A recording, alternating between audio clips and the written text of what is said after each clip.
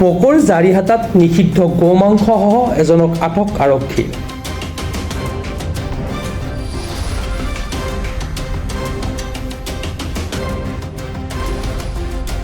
এখন বাইকেৰে মাছ বিক্ৰী কৰাৰ চলেৰে নিষিদ্ধ গোমাংস বিক্ৰী কৰি অহা সৰবৰাহকাৰীক ৰাজ্যে আটক কৰি বকো আৰক্ষীক চমজাই দিয়ে। কল্যাণপুৰ কোনখিনি জেগাৰ?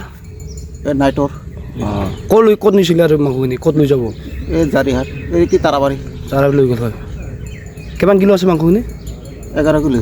11 কিলো। প্ৰায় 13 কিলো নিষিদ্ধ গোমাংসসহ সৰবৰাহকাৰী নগৰবেৰাৰ কল্যাণপুৰৰ চাহদুল ইছলামক ৰাইজে উত্তম মাধ্যম সদায় আৰক্ষীক চমজাই দিয়ে।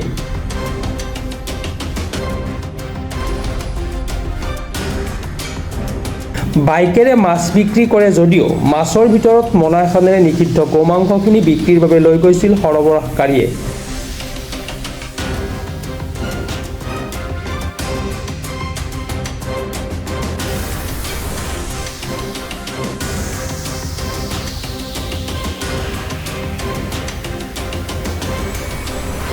বকৰ পৰা Lipika Talukdar report, Pratah time digital.